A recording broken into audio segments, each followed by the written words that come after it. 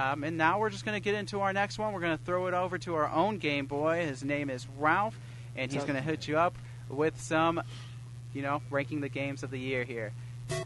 Alright guys, this is Ralph, and I'm gonna go in order here.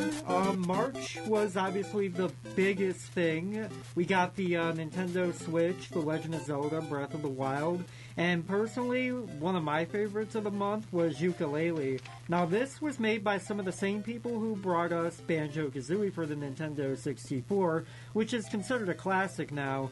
It's caused some polarizing opinions upon release due to the way the gameplay was structured. As opposed to having smaller worlds, they went with larger, and there's only 5 of them, but what's there is really good in my opinion. It still has a strong fan base, and personally, I felt it was a great way to kick off the year and waiting for the other releases that would be coming in the same genre.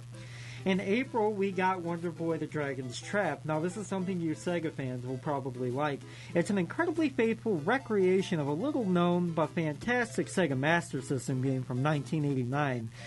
You can swap between the original graphics and some wonderful hand-drawn visuals, and that was really cool to see, and I honestly screwed around for the first 5 minutes seeing how they looked back in the day as opposed to now, and the gameplay holds up well, too. It's been digital only for now, but there is a retail physical Switch version coming, and that's coming in January of 2018 if you're interested. In July, we got Crash N. Sane Trilogy. Now, I have to really hand it to Activision for this one. A lot of remakes tend to be worse off than their source material, but I think they did a great job of bringing Crash back in HD. Crash Bandicoot 1 in particular has been greatly improved thanks to a modernized save system and more forgiving criteria for the completionists out there. The original game forced you to smash every box without dying once in every level to fully complete the game because you needed the gems. Here you still have to get all the boxes, and some of these are deviously well hidden by the way, but you can die as many times as necessary with the exception of the few colored gems that you have to obtain. As with Wonder Boy, the new graphics are quite the eye candy and don't toy with the source material too much. In July, we also got Splatoon 2, which is a continuation of one of Nintendo's newest IPs in a long while. Now, I liked the first Splatoon on the Wii U, but the story mode felt a little bit weak. Here it's greatly improved. There's more replayability to it, and I believe it's a more difficult experience overall, which is a good thing because I found the story mode in the original Splatoon to be a little too easy. The multiplayer matchmaking is still a little bit of a problem, but hopefully it'll improve once more consumers dig into the Switch. And one of my favorites of the year, like favorites of all favorites, would be Sonic Mania, which launched in August. This is an excellent throwback to the gameplay style many Sonic fans have been craving. It's funny to think, though, that this actually wasn't made by Sonic Team, the division at Sega that had been responsible for every Sonic title since the Genesis up to this point. Christian Whitehead, a longtime fan and also responsible for the mobile ports of the Genesis classics, played a major role in the game's development. And if the response is anything to go by, they really knew what made a good Sonic game. We got Cuphead in September, and now this is a Microsoft exclusive, and I believe exclusives are something that Microsoft desperately needed. It was announced way back in 2014, but it was delayed multiple times because they really wanted to get the style and what they were going for down pat, and I believe it was well worth it. They went for a 1930s cartoon style of animation, and the work that they put into it really shows here. It's not only a treat to look at, but it's also well designed and extremely challenging. Now, the high difficulty means that this won't be everyone's cup of tea. Get it? Cup?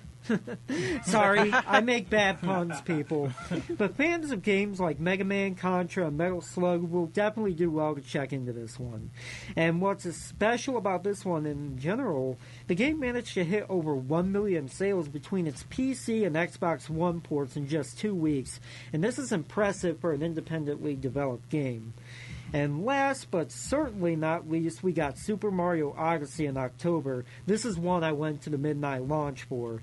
Not only one of the most anticipated Switch games, but also one of the most anticipated games of the year in general. The wait was torture for me personally because I'm a big fan of Mario. a big fan of 3D Mario, so, you know, it was absolute heck trying to wait those last couple of weeks out. But well worth it. There's a ton to see in doing this one, even in comparison to Super Mario Galaxy and Super Mario 3D World. If Breath of the Wild wasn't enough to get you to go out and get this system, I would argue that this is going to be the system's second killer app. So, all in all, what were some of the best games you played this year, guys, if you played any? I stick to Rocket League because I'm very boring. Oh, yeah, that came out for Switch, too. I plan on picking it up for that, actually. It's really simple. I have a lot of things going on, guys. You know, I do stuff. And by that, I mean I work, and then I come here, and I like a relaxing game to kind of go, just relax at the end of the day, unwind. I played Jason, and it was like... Friday the 13th? Yeah. I always got killed, man, so I'm just like...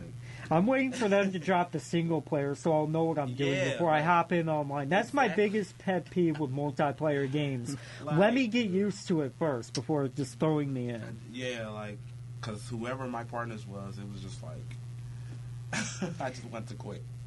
Yeah.